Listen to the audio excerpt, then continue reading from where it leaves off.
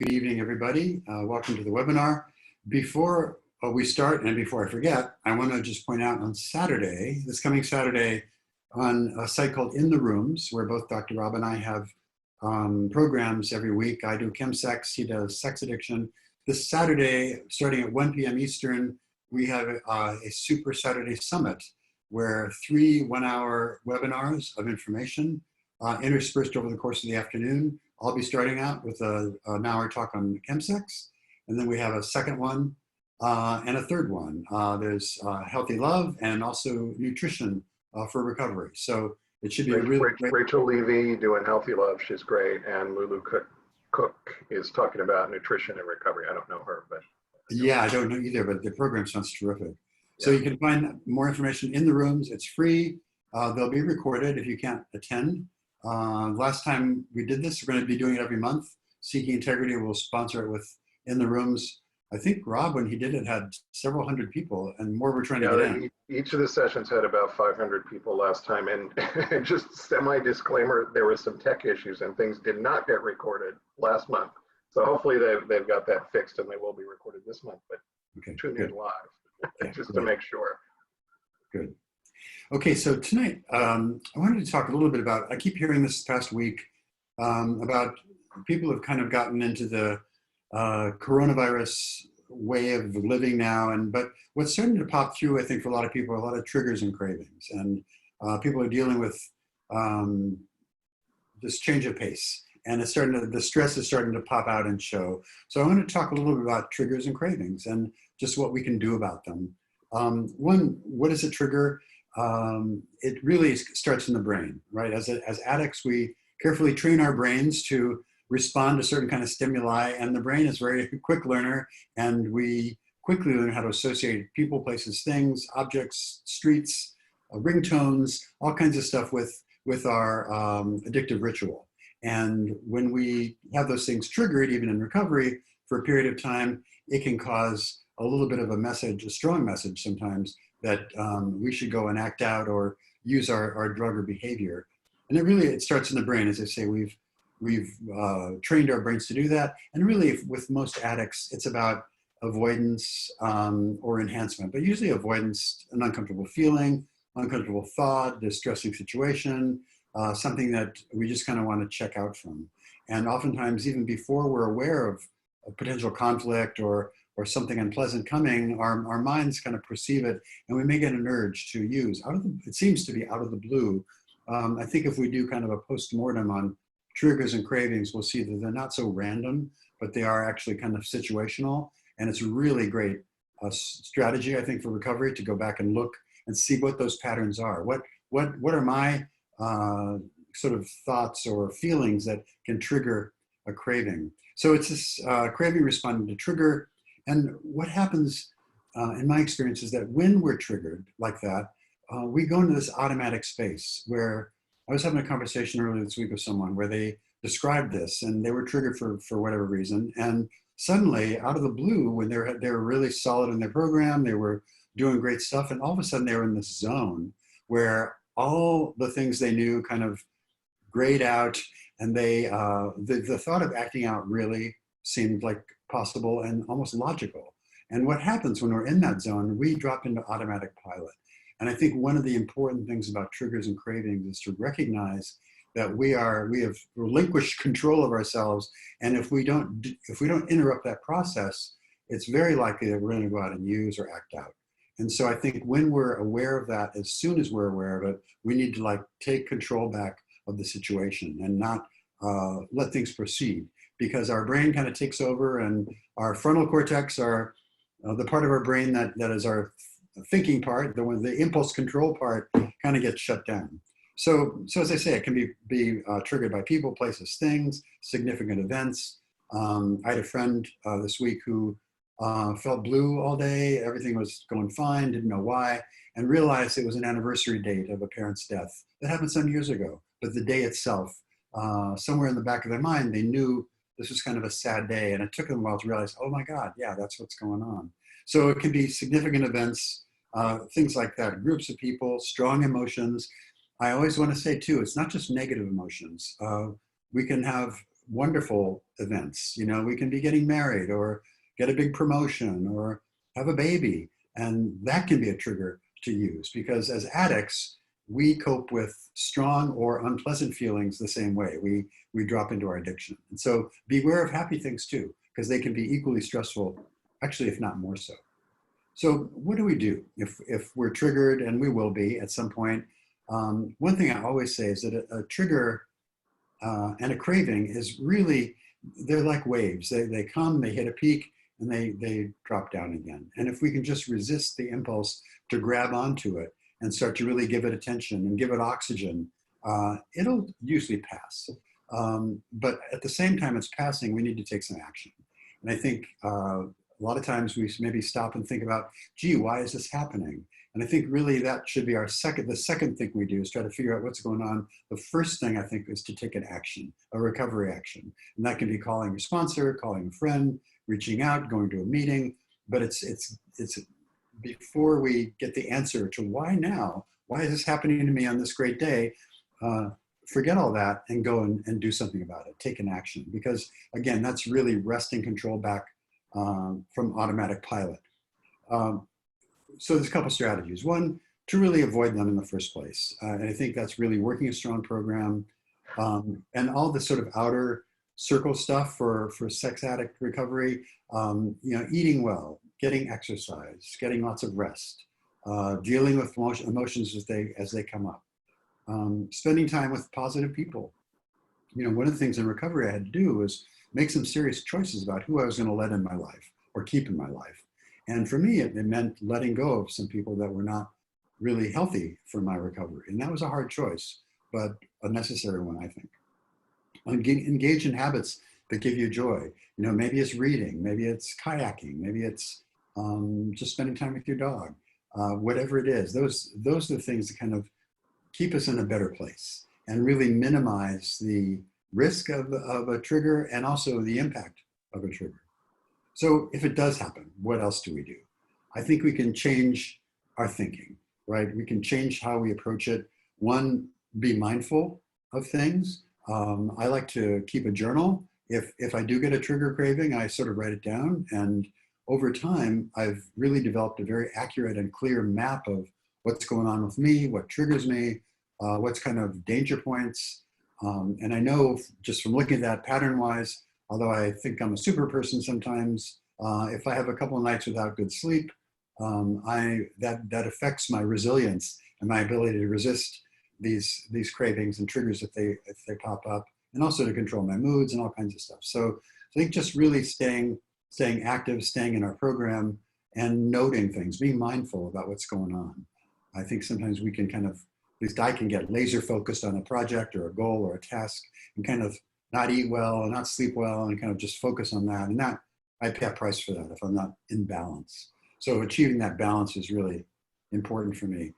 Gratitude, you know, we talk probably every week about gratitude here, but it's such an important tool, and that making a gratitude list does a couple different things. That first of all, it reverses the kind of toxic feeling of resentment or anger or being hurt or shame or whatever we're feeling. If I'm in the middle of that, and if I can make a gratitude list, it really just helps me, first of all, get a new frame, it readjusts my frame of reference. It kind of resets, recenters myself and makes me feel better about what's going on, but also puts me in touch with all the things that are going right in my life. It helps me get in touch with my higher power. It helps me get in touch with just the little things that I may be overlooking in my my goal-oriented work or whatever I'm doing that day. So just gratitude is such an important thing. And I will say for me still, and this is an anniversary month for me, it's many years into recovery, I still, if I'm in a bad space, the thought of doing a gratitude list is like, oh, I just want to roll my eyes, and it's so hard to get started. But if I can just do it, it really does almost instantly make me feel better. So I really recommend a gratitude list. Self-talk. You know, the other thing to be aware of, I think, is self-talk is that little chatter in our ear all the time. It's usually a critical voice, usually undermining, to really turn that off and counteract it. And then that may take some affirmations. You know, there's I statements where we take positive steps about what we're doing. But I think to really turn down that low chatter.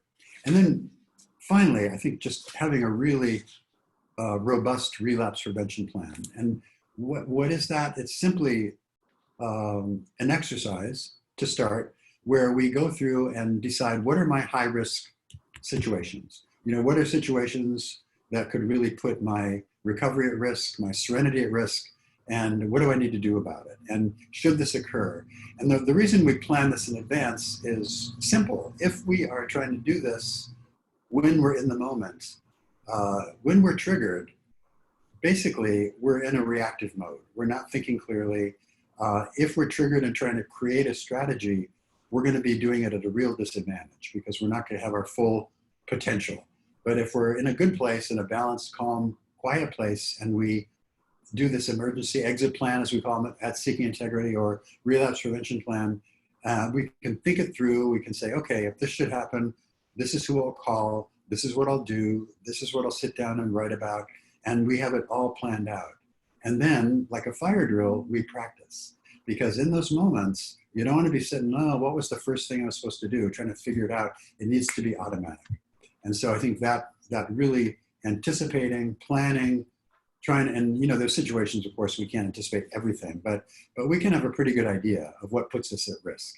And I think if we can devise the plan for that and practice what we're going to do, if that moment comes, and it will, we're going to drop into automatic mode. Instead of going toward a drink or a drug or acting out, we can go toward recovery actions and really save our butts. And it works. It really does work if we just practice and reinforce it. So those are just a couple basic skills. But I think in this time, especially, people are stressed. We are kind of realizing this is probably going on for the longer haul than any of us would like. And I think we have to kind of adapt. And so I expect more triggers, more cravings from people. And I think just to remind ourselves of the strategies we have to deal with them is a really important and timely exercise. So that's what I have on triggers and cravings. Scott. Excellent. Thank you, David. Little housekeeping. Somebody has a hand raised, which is a Zoom thing. This is not that kind of session, but you can ask questions. Just type it into the Q&A feature, which is at the bottom of your screen. So that's the way to ask a question. Triggers are one of my favorite topics. Thank you. I love talking about triggers because I think they're really important and they don't get enough play. You know, there's some things I kind of wanted to bring up. Triggers can be internal, they can be external, and they can be a combination of internal and external. So you can have, you know, depression, anxiety, boredom, you know, loneliness. Those are internal triggers. External triggers are, you know, driving through a neighborhood that's not so great, or seeing an old acting out partner, or things like that. And then, you know, and a combined trigger might be, you know, I get yelled at work. That's an external trigger. But then that makes me feel a certain way, and that's an internal trigger. And then I drive home on the wrong route, and that's an external trigger. And, you know, and then I feel shame, and that's an internal, and pretty soon I'm spinning. And I need to, as David said, being aware of our triggers is the best way to combat them. I mean, really just knowing them when they pop up. It's like, oh, you know, if I get criticized, I'm triggered. You know, if I'm bored, I'm triggered. You know, if I'm in a certain place that I shouldn't be, I'm triggered. The other thing I wanted to point out is, and we got something in the chat feature here that I want to pull out. It says, I was triggered by Saturday Night Live when they did the song Let Kids Drink, because the logic they used in the song really resonated with my alcoholic brain. It was pretty bad, actually, even though it was a funny skit. And the point, thank you for sharing that. The point I wanted to make about that is, you know, a lot of times we can see triggers coming a mile away. You know, the office Christmas party where our acting out partner is going to be and drinking. And, you know, we can bookend that with our sponsor and, you know, make a plan to stay sober. But you know, we turn on Saturday Night Live, we don't expect to get our sex or love addiction triggered or our alcoholism triggered, but bam, there it is. And I find those much harder to deal with than the triggers that I can see in advance. David, do you find that to be normal? Totally. And I think, especially, I think when we get into kind of some period of recovery under our belt and we get maybe a little bit complacent, or at least it's not expected. And those are the ones that really do get you, right? It's like by surprise, especially if we're doing everything we're supposed to do, you know, wow, I feel sort of betrayed by the fact that this should come up. But yeah, for sure. Yeah, I have other things to say, but we have lots of questions, so I'm going to shut me up and get to our questions. Hello, I am 2 weeks clean on diet pills, and maybe David can tell us a little bit about what diet pills means. And I'm curious about what environmental or biological triggers could be in my path as I walk the narrow pathway of sobriety. Good question. Yeah, thanks for the question. Diet pills, of course, are typically amphetamines or pills that have some kind of amphetamine speed properties. They reduce appetite, of course. As you can ask any methamphetamine addict as well, which are also amphetamines, and do control diet, although most people don't use them for that. But so yeah, amphetamines and diet pills particularly, I think are a little bit dangerous, more dangerous than you might think, because I think there's a certain kind of social acceptability, or at least there used to be, of a lot of diet pills, and it can really, I think people underestimate the power of them. They can be prescribed by a doctor, and that's another thing we addicts tell ourselves: if a doctor prescribed it, what could be bad? So I think, yeah, it's certainly something that we need to watch out for. In terms of specific triggers, I think anybody has to look at their own individual lives and their particular rituals and paths. I think with diet pills, because they're often linked to food and appetite and hunger, there's a lot of potential for triggers and cravings to pop up around food. And we know that food is something that's very strongly associated with emotions as a way to self-soothe. A lot of people are overeat or do what we call comfort eating. And that's not just a behavioral thing. There's some real chemical properties to refined carbohydrates and other kinds of foods that actually do have those properties. So it's something that there's a great potential for triggering. So I would look for any kind of ritual around food, around comfort. I think where you might have used food would be the highest risk points for self-soothing, for comfort, for filling time, for boredom. Kind of all the traditional risks that you might see can be applied in that case, like any other drug or behavior. So it's just a matter, I think, of really looking at your daily routine, analyzing where the potential weak spots are, and really quickly creating a plan of who you're going to call, what you're going to do, and make a plan for that. So one thing I'll say that I've noticed, and this may or may not be the case for you, is that sometimes television can be a real trigger for people that use diet pills and for people who overeat, because those behaviors tend to go together. And so I've had clients over the years who would be triggered by too much TV time or watching TV or that kind of thing. It's a very sedating, kind of trance-like state to go into that is certainly, as an addict, that was my ideal way to live, being in a zombie-like trance. So you don't want to go there, but I think to really create a plan for that would be useful. I think a lot of times when we think about prescription meds being abused in an addictive way, we think about opioids, but there are certain diet pills and ADHD meds that are really close cousins of meth. Am I correct in that, David? Yeah, totally. In fact, you can get pharmaceutical methamphetamine is prescribed for narcolepsy, but one of the big mistakes I see with ADHD in meth users is Vyvanse, which is a drug that is pure amphetamine, and to give that to somebody in meth recovery is a big mistake. Yeah, it's just stuff to be careful about, and a lot of people do abuse those drugs, even with a prescription. Okay, so next one here. What you explain about the automatic pilot response of triggers resonates strongly with me, but how can I recognize that, understand it, and yet not employ my will to redirect myself from I want to be able to turn to my higher power for directions, but it might sometimes take a bit too long to surrender to that. In the meantime, the guilt and shame of even feeling the reaction to the trigger has kicked in. That's a good point there. It can reinforce and enhance the power of the trigger for me.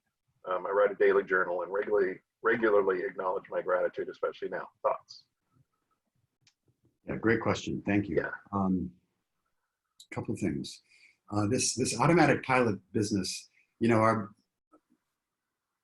we're designed, our brains are wired to have these built-in defenses, emotional defenses. And so and it's really kind of related to fight or flight kinds of stuff and seeking safety. So when we are triggered, when we are threatened, I should say, by something or perceive that we're threatened, even before we're consciously saying, oh, gee, I feel scared, maybe I should do this, maybe I should do that, our minds are already at light speed ahead of us and they've kicked in. And so we can kick in with, fleeing, or we can kick in by being argumentative or getting nasty, or just suddenly escalating to the point where our bodies do and our minds do whatever they think they need to do to keep us safe.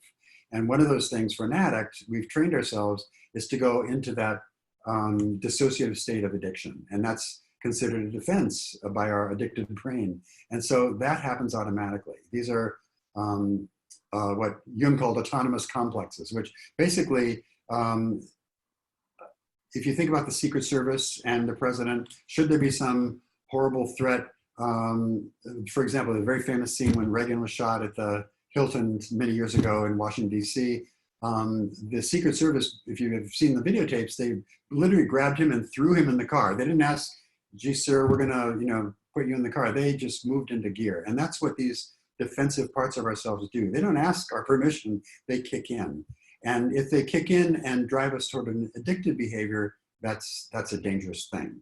And so the solution, I think in my mind, is to really get to the point where we understand this is happening in real time.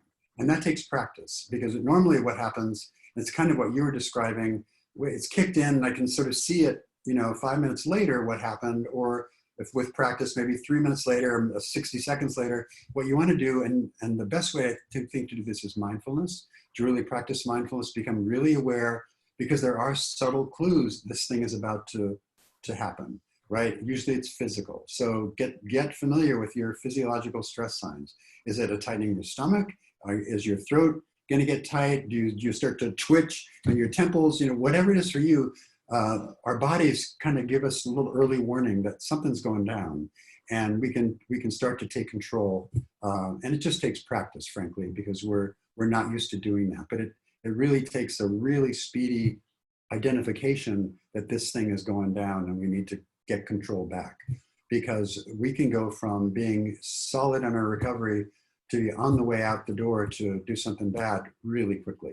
And you're right in that knowledge is not about knowing, right? When I first got sober, I used to think, well, if I relapse, it would be because I kind of forgot everything that I knew. But no, I think when people relapse, they know very well what they're doing. They just don't give a damn. That's that thing, just throw it away situation kicks in. So I think to use any tool in your arsenal, your higher power is a fantastic tool.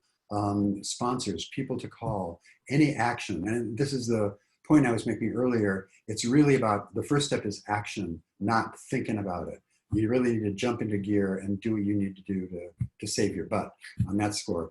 I also wanted to mention the guilt and the shame. We talk about a shame spiral, and it's particularly common with sex addicts, but really with all addiction. But the shame spiral is where that shame kicks in, the remorse, and it can just spiral down. And as we teach our clients in Seeking Integrity, that shame, there's no useful purpose to shame. It just kind of really is a negative, toxic emotion that is a response that doesn't do us any good. So we want to avoid dropping into that. And I think if we do start to feel a lot of shame and remorse, and there's when we do bad things, shame is one way that we know that we're not living with integrity, but we don't want to stay there. We don't want to live in it. And that shame spiral that can kick off can be really dangerous and toxic. So we want to get a handle on that too. But I think you mentioned some really wonderful tools here. I just want to say the higher power, your journal, gratitude. I mean, these are the things that have great power, and I think will really keep you in a good situation when it comes to triggers and cravings. Yeah, and David, you had mentioned earlier journaling about triggers is a really useful tool. And I found that for me, it was a useful tool because I could write what the trigger was, when it kicked in, what was going on, and also what I did about it that worked and what I did about it that didn't work sometimes. And it was a lot more understanding, and I could kind of make a plan for the next time I felt that trigger, and I had to journal about, you said mindfulness about, where am I feeling it in the body? For me, that was a big thing because, new in recovery, I had no idea what I was feeling and thinking 90% of the time. But I could sense something, butterflies in my chest or, my stomach dropping or whatever. Right. And there's a couple of things. Journaling is so powerful because not only does it create a record, like you said, Scott, where we can go back and see patterns that we might not have seen otherwise. And because, we forget stuff, we forget those aha moments, once you write them down. But there's a process of writing itself is really an important tool. And I really like writing with your hand and not typing on a keyboard for this kind of exercise, where if we write down stuff, we tend to write down things that might surprise us, that kind of work around our filters in our brain. I often find myself writing stuff that I hadn't thought about, but wow, that makes sense. It kind of just, it unfolds and it puts it down on paper. So for me, writing writing with my hand is a really, there's a flow to it that is something, it's something therapeutic in and of itself, beyond just the record that it creates. Yeah, and I find there's something reinforcing about it. I think back to college and grad school, and I would, to study for class for the the final, I would write my study outline, and then I was done. I didn't have to study it. Just writing it down, it stuck for me. And I know everybody's different, but for me, writing is a powerful tool. Me too. In fact, I'll just say when I'm sitting with clients, I write a lot with my hand and by my hand. And I've had clients over the years say, like, what are you writing? It's like, what is all that? And for me, it's my way of internalizing the information. It's just my mechanical way of recording. And I get it better, just like what you said. Yeah. Okay, next one here. Staying home and not having a job, I am triggered to watch porn online. I do have filters in my computer and phone, good. But I still end up watching porn and masturbating, which is a good point. Filters they slow us down, but they don't typically stop us. The question is, what should I do? Yeah, this is it's a hard thing for a lot of people right now, because many people are stuck at home. Many people are working on their computers, or their computers are all over the place. And there's a lot of problems with porn and acting out happening right now in the middle of this pandemic. So I think one thing would be to limit your computer time if you can, and I think to incorporate as much recovery activity as you can. That may be kind of counterintuitive to what I just said, but going on meetings with Zoom, it's on your computer, but it's a healthier activity, reaching out and staying connected. I think really the biggest kind of antidote to some of the toxicity of addiction is connection. And that, of course, is a struggle. It's why I wanted to do this topic tonight, because so many people are feeling triggered and having cravings in the middle of this situation.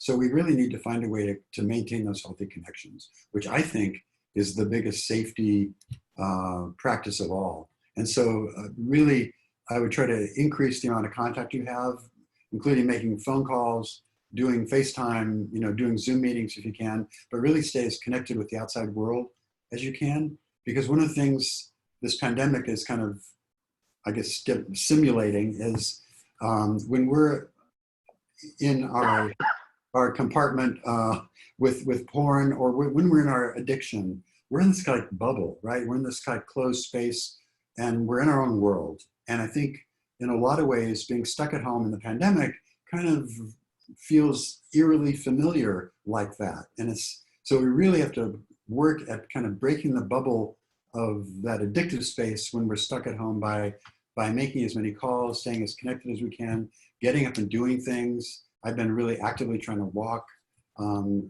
connect with the sky, do something different, play with the dogs, whatever I can do, engage the creative side of your brain, maybe write or cook or do something. But I think there's a passivity about being home, being stuck home, being, watching too much TV or porn or whatever. Just, we kind of drop back into that bad zone. And so I would just focus on action and connection.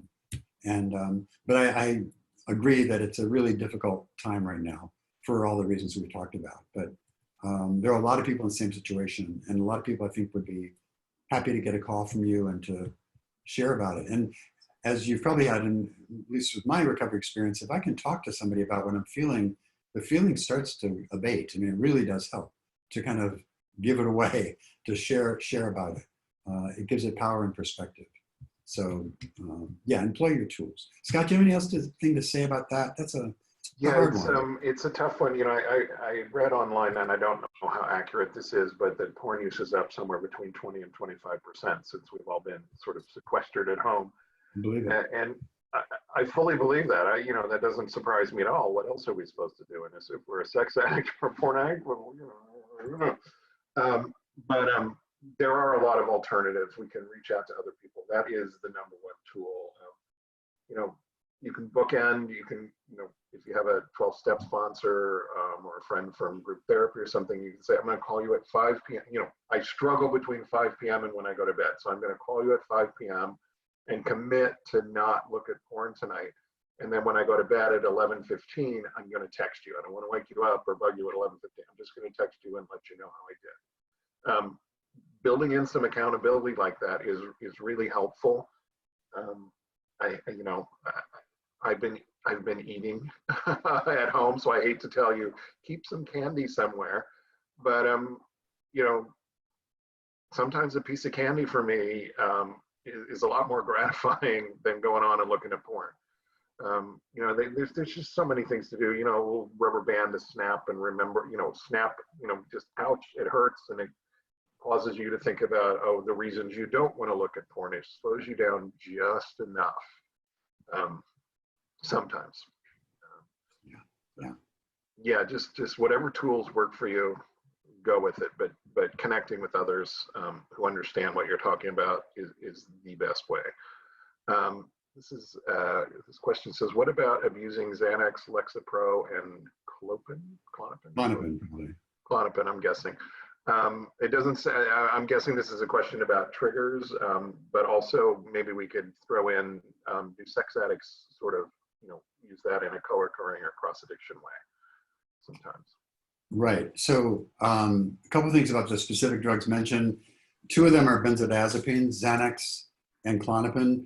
Benzodiazepines are almost always prescribed. You don't see them. They are sold on the street, but oftentimes people get them through prescription.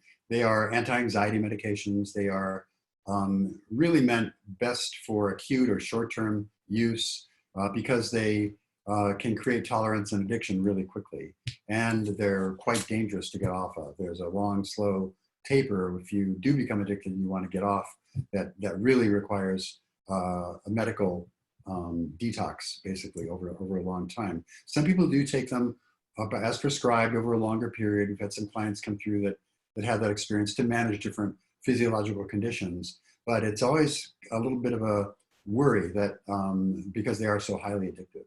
So I think those definitely do get, they cause triggers and cravings. And this happens, there's a couple of things I don't want to get too much about in the weeds about benzodiazepines, but they create something called rebound, which is when if I get certain to use a certain level or dose of them and I go too long without taking one, I'll start to feel, if I'm taking for anxiety, I'll start to feel really anxious. I'll go into kind of a withdrawal and need one. And sort of, I start to use them more frequently because the drug itself is causing the symptoms, this kind of feedback loop that gets very dangerous. So long story short, yeah, benzodiazepines are tricky. The other drug here, Lexapro, is a whole totally different drug. It's what we call an SSRI antidepressant.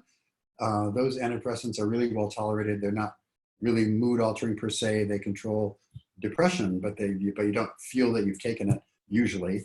And so it's a different class of drug, really harder to abuse in that sense. But the point here is that almost any drug, even though they're prescribed by a doctor, can be misused. And I think that's something to just be aware of.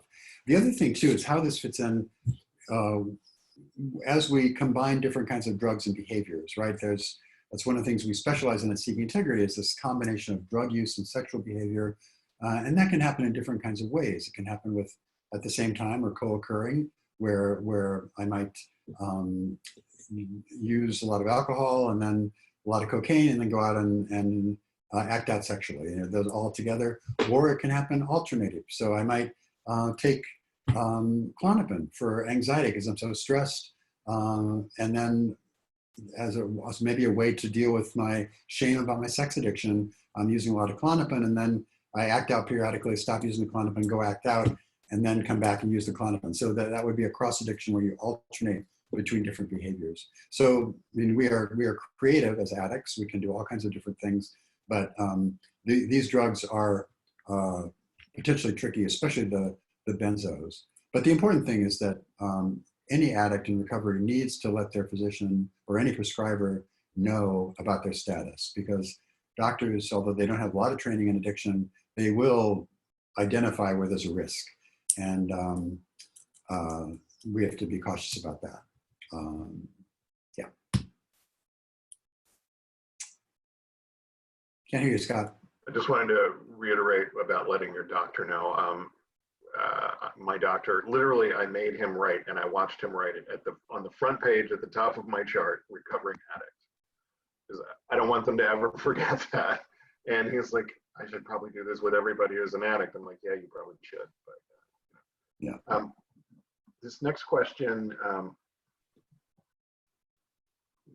these next two questions come from couples, different couples, and I want to ask them together because I think they kind of go together. The first question, and I sit in on a couple of couples-oriented webinars on Tuesday and Friday, and we get some version of this question every time. When triggered, my wife seems to subscribe to the belief that, I'm assuming the wife is the betrayed partner here, she seems to subscribe to the belief that she is entitled to treat me any way she chooses, and she engages in verbal and emotional abuse and refuses to acknowledge her terrible behavior. I understand her pain, but I refuse to be a punching bag and refuse to allow her to be abusive. She dumps shame on me every time she gets triggered. I understand her anger, but I cannot tolerate being treated like human scum. Am I wrong to stand up for myself when she refuses to be civil and decent? And then the next question is, and we may have to answer these separately, but I wanted to put them out at the same time. It's from a different couple. It says, this is the first time my husband and I have sat down to watch one of these webinars together. How do you suggest we best approach these opportunities to help each other be better connected? Well, welcome. Let me deal with the first one first, about the betrayed partner who's triggered and abusive. I think one of the things that we really need to understand about betrayed partners is that there's been a great deal of trauma that's been experienced. And trauma results in this desire to seek safety. And I think partners are constantly seeking safety in that relationship, to the trust, to look for signs of betrayal, and they become kind of hypervigilant sometimes and enthusiastic about looking for making sure everything's okay out of this.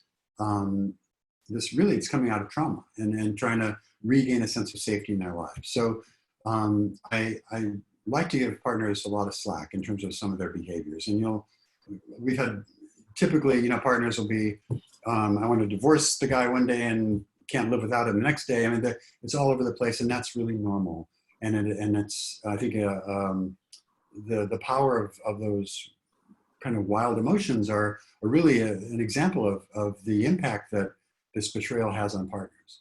So that said, I think we have to recognize the need for safety. I think any couple, and this is why we really strongly recommend that each partner both the addict and the partner, the betrayed partner, have their own therapist where they can deal with these issues. Because at some point, of course, those dynamics of abuse, if you will, if that's what you're calling it, are not productive. Those don't help. However, I think they are understandable and make a certain amount of sense in the context. One of the things that's advised for the addict to do is to really stop and give the partner some understanding, give them time and attention, provide some empathy, provide some validation, provide some opportunity to communicate and to connect a little bit in those moments. And I think oftentimes that'll de-escalate the situation. What I've seen couples do is often escalate it by one reacts and the other reacts, and suddenly everybody's in a reactive state. And that just doesn't do anybody any good. So I think we have to really understand the level of trauma that most partners have gone through, and the fact that what they're really doing is looking for safety and a sense of reassurance that they can somehow maybe extend some trust or at least feel safe in their environment. And so every little opportunity sometimes is a reaction. And when we talk about trauma, by the way, a traumatic reaction is one that is often out of scale to the moment. If you look at post-traumatic stress disorder, which we can probably safely diagnose many partners with, if you look at PTSD, if somebody has an incident who has PTSD, they may react really badly. They may have a meltdown, they may get angry, they may cower in a corner, and the situation doesn't call for that.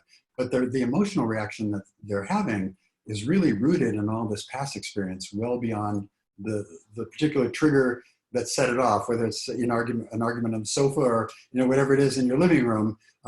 There's much more going on that's informing that emotional reaction you're having. So I think each of you having a support person, a therapist, would be really helpful if you don't, and where you can guide each other's, where you can get the help you need to move into recovery as you need it, and then come together and communicate accordingly.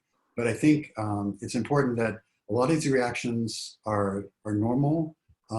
It's not ever okay really to be abusive, obviously, but I think the anger needs to be acknowledged and maybe expressed in a healthier way. And that's where a couples counselor or a therapist might be able to help with that communication style. But I think it does, the feeling underneath is very real for the person feeling it. Do you want to add anything? Yeah, let me jump in and then we'll take the other question. Dr. Rob addresses this question kind of very well in his book, Out of the Doghouse. And he kind of hits on all the points that David says. The betrayed partner is going to react sometimes in ways that don't seem rational because the betrayed partner is traumatized and in crisis. When a mother finds out her child has cancer, she does not behave in a rational way always because she's in crisis. She's traumatized, she's in crisis, she's not thinking clearly. As a cheating partner, you got to expect some of this. If it hits the point where, she's throwing, things at you, that's not cool. But, and you're going to be on your roller coaster with recovery and she's going to be on her roller coaster. It's not the same roller coaster. And when she's up and you're down, trying to be empathetic is difficult. And sometimes the best you can do is say, I understand you're upset and I know I'm the cause of this. I'm sorry. If you can just get that out of your mouth, it's probably going to help at least a little bit. But trying to calm her down is probably not going to help. So. Yeah, no, the worst thing you can say to somebody when they're in that state is to say, please calm down or calm down. That meant well. Yeah, that's going to make them worse. And there is research done by Barbara Steffens and Barbara Rennie, or I get the names wrong. Yeah. But it does show that betrayed partners of sex addicts in particular do display symptoms of post-traumatic stress disorder. Oh, yeah. Doesn't mean they have PTSD. It just means they display symptoms while the relationship is healing. So this is a normal thing. It's not fun for either of you, but it's normal. So, okay, next question. How can we approach these opportunities, webinars, to help each other be better connected? This is a couple who's on here together, which I think is wonderful. Both of these couples are on here together today. I think it's wonderful too, and welcome. And I think what I think these webinars can do is really give you information. You can hear the experience of other couples and other individuals, both partners and addicts, and get perspective. And then I think it would be a great process would be to talk to each other after the conclusion of the webinar. What did you hear? What did you learn? How can we improve the situation we find ourselves in based on what we just heard? Because I think people are really very real in their questions here, and there's a lot of information that's put out, and I think it's really useful to kind of process a little bit afterwards. Like, what can we do with this? How can we use this? And also to see if I think listening together provides a great opportunity to compare notes. You know, what did you hear in that response? What did you hear? And sometimes you'll hear very different things. And that also is informative and can be very healing to understand the perspective of the other one. So welcome. I think it's a great opportunity. What I really like about this second question is, you know, when I'm working with somebody as a sponsor, sponsee, and that person's in a relationship, and I know a lot of couples therapists work this way too, instead of fighting each other, let's fight the problem. And this one is, you know, this is a couple that wants to be on the same team. If we're on the same team, it's a lot easier to tolerate each other's pain and to tolerate misunderstandings. You know, if we're on the team that wants our relationship to get better, you know, that's our focus. If I'm an individual and I'm just being defensive, I'm not going to get anywhere. But we might get somewhere if we're on the same team and working together. I just love that this question is like, how can we be on the same team? That's just wonderful. So, great. Next one here. David, I really need these recovery meetings. Is it too much for me to ask for what I need from my husband, to ask that he takes care of our 5-year-old while I do my groups? I'm caring for my son the majority of the rest of the day. Yesterday, while I was at group therapy, he slept the whole time and left our son unsupervised for 3 hours. I'm very frustrated. I was able to reach out to recovery peers instead of acting out in one way or the other.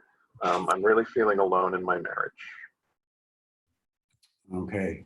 Well, first of all, congratulations to you for handling that difficult situation and not getting in trouble for yourself, and really taking care of yourself in a way by reaching out and taking those actions.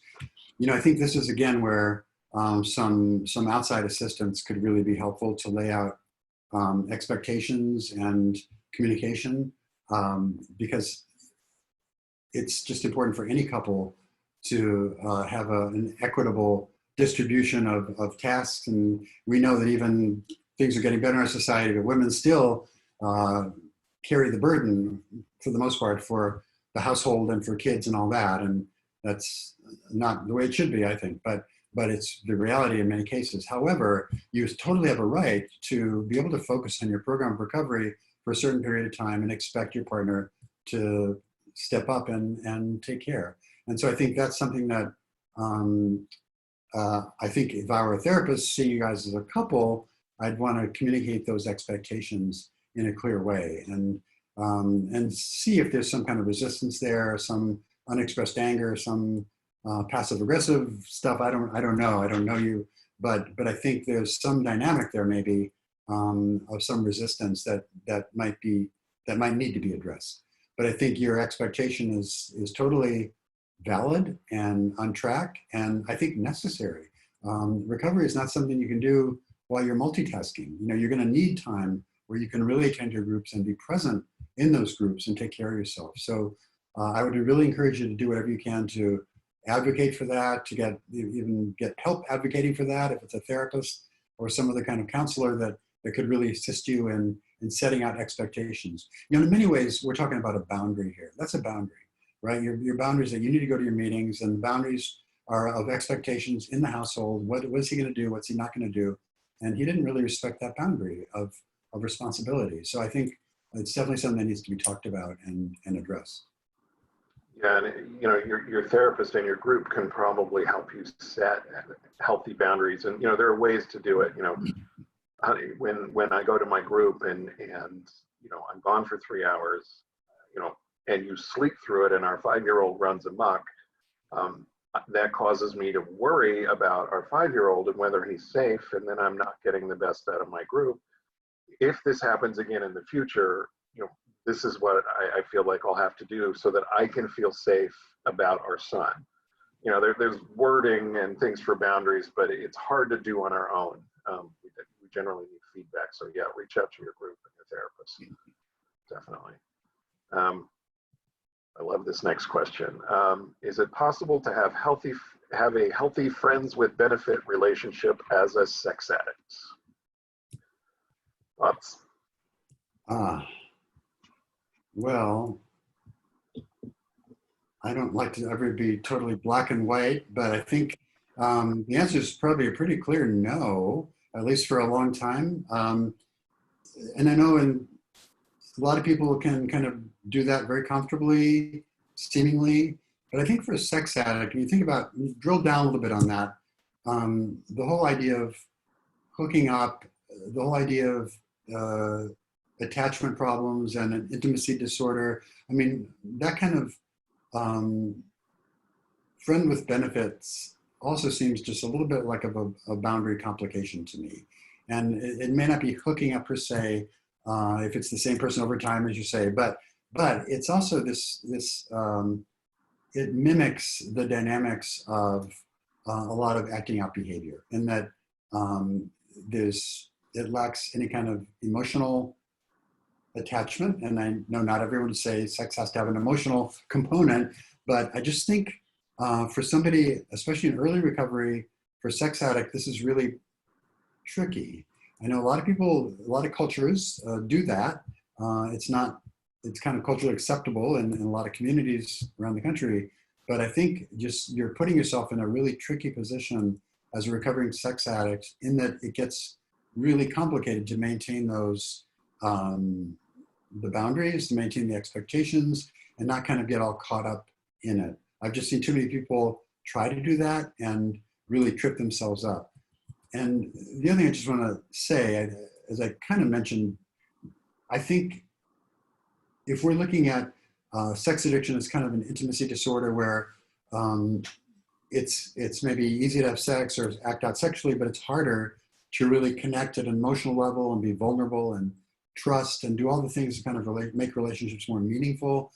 I think to do that in this context is complicated. So I would just be really careful about it, because I think you're kind of setting yourself up for some trouble in that. Scott, do you have any thoughts on that one? What I always tell my sponsees is, if you have to ask, the answer is no. Because that's usually the case. Clearer cut than I am. Okay. Yeah. No. Actually, I'm not going to be very clear cut.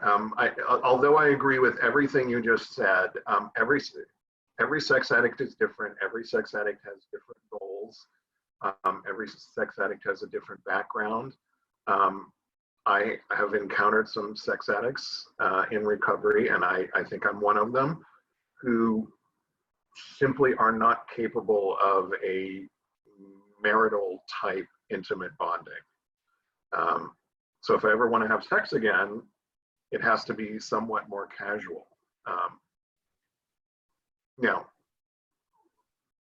So a friends with benefit thing would probably be okay for me, because that might be all I can tolerate in terms of the level of intimacy. Most sex addicts, the answer is going to be bad idea.